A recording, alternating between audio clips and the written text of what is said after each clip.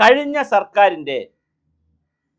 രണ്ട് സർക്കാരിൻ്റെയും ആരോഗ്യ വകുപ്പിൽ വലിയ അഴിമതി നടന്നതായി AGയുടെ റിപ്പോർട്ടുണ്ട്.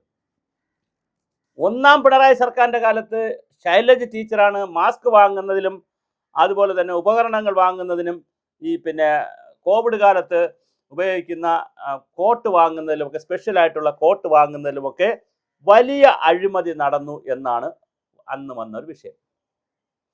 അതിങ്ങനെ കിടന്ന് അടിച്ചടിച്ച് കിടക്കുമ്പോഴാണ് ഇപ്പോൾ ഇപ്രാവശ്യത്തെ AGയുടെ ഓഡിറ്റിൽ തിരുവനന്തപുരം മെഡിക്കൽ കോളേജിൽ വലിയ സാമ്പത്തിക ക്രമക്കേട് ഉണ്ട് എന്ന് കണ്ടെത്തിയിരിക്കുന്നു. ചിലപ്പോൾ വകമാറ്റി ചെലവഴിച്ചതായിരിക്കും, പർച്ചേസിൻ്റെ പ്രശ്നങ്ങളായിരിക്കും, ഡീറ്റെയിൽസ് നമുക്കറിയത്തില്ല. എന്തായാലും വീണ ജോർജിൻ്റെ നേർക്കാണ് ഇതെല്ലാം വിരൽ ചൂണ്ടുന്നത്.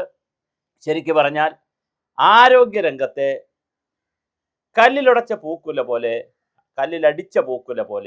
അല്ലെങ്കിൽ കരിമ്പൻ കേട്ടിൽ കയറിയ ആനയെപ്പോലെ ചവിട്ടി മതിക്കുന്ന ഒരു കാഴ്ചപ്പാടായിരുന്നു കഴിഞ്ഞ 10 വർഷക്കാലത്തിലുണ്ടായിരുന്നത്. അതിൽ കോവിഡ് കാലമായതുകൊണ്ട് നിപ്പയും കോവിഡും ഒക്കെ വന്നപ്പോൾ അതിനെ സ്പെഷ്യലായിട്ട് കുറച്ച് കാര്യങ്ങളിലൊക്കെ അഡ്രസ്സ് ചെയ്ത് ടീച്ചറമ്മ ശൈലജ ടീച്ചർ പേരുമൊക്കെ എടുത്തു, അവാർഡും ഒക്കെ വാങ്ങിയെങ്കിലും അത് വീണ ജോർജിലെത്തിയപ്പോൾ കംപ്ലീറ്റ് നെഗറ്റീവായി കൂപ്പുകുത്തി.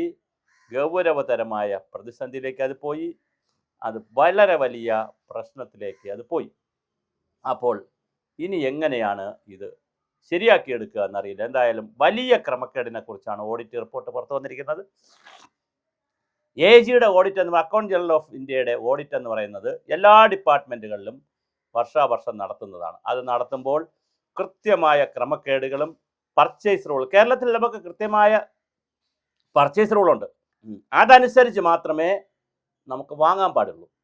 അപ്പോൾ അതിൽ കള്ളം കാണിക്കുക, ക്വാളിറ്റി ഇല്ലാത്ത സാധനങ്ങൾ വാങ്ങുക, ടെൻഡർ ഇല്ലാതെ സാധനം വാങ്ങുക, ടെൻഡർ ഡോക്യുമെൻറ്റിൽ കള്ളം കാണിക്കുക, ഇങ്ങനെയുള്ള വളരെ ഗുരുതരമായ ഒരു പ്രതിസന്ധിയിലേക്കാണ് തിരുവനന്തപുരത്തെ മെഡിക്കൽ കോളേജ് പോയിരിക്കുന്നത്. അവിടെ ഇപ്പോൾ സർവീസ് കുറേ കൂടി മെച്ചപ്പെട്ടിട്ടുണ്ട്, അവിടുത്തെ OP സംവിധാനവും ഒക്കെ വളരെ മെച്ചപ്പെട്ടിട്ടുണ്ട്. പക്ഷേ ആ മെച്ചപ്പെടലിനനുസരിച്ച് ഇത് അവർ ചെയ്യുന്നതല്ല. അവിടുത്തെ എല്ലാ സ്റ്റാഫും ഇതിനകത്ത് ബന്ധപ്പെട്ട ഒരു അഴിമതി നടത്തുന്നതൊന്നുമല്ല. പക്ഷേ അവിടെ കൃത്യമായ ക്രമക്കേട് നടക്കുന്നു.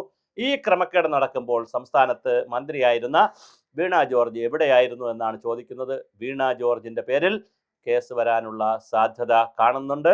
മന്ത്രി അറിഞ്ഞുകൊണ്ടാണോ ഇതൊക്കെ നടന്നിട്ടുള്ളത് എന്നുള്ളതാണ് വളരെ പ്രധാനപ്പെട്ട കാര്യം. അപ്പോൾ കൃത്യമായ പരിപാടികളാണ് നടക്കുന്നത്. മെഡിക്കൽ കോളേജിൽ ക്രമക്കേട് കണ്ടുപിടിച്ചിരിക്കുകയാണ്.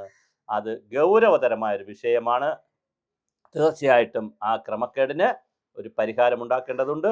നമ്മുടെ പ്രത്യേകിച്ച് അതൊരു ഹോസ്പിറ്റലാണ്, മൾട്ടി സ്പെഷ്യാലിസ്റ്റ് ഹോസ്പിറ്റലിൻ്റെ തുല്യമായിട്ടുള്ള ഒരു റെഫറൻസ് ഹോസ്പിറ്റലാണ്. അപ്പോൾ അവിടെ ക്വാളിറ്റി സാധനങ്ങൾ വാങ്ങുന്നതായാലും മരുന്ന് വാങ്ങുന്നതായാലും ഉപയോഗിക്കുന്ന മരുന്നായാലും എല്ലാം ക്വാളിറ്റി വൈസ് ക്വാണ്ടിറ്റി രണ്ടും വളരെ പ്രധാനമാണ്. അതുകൊണ്ട് തന്നെ ആവശ്യത്തിന് വാങ്ങുക എന്നുള്ളതും പ്രധാനമാണ്, ക്വാളിറ്റി ഉള്ളത് വാങ്ങുക എന്നുള്ളതും പ്രധാനമാണ്.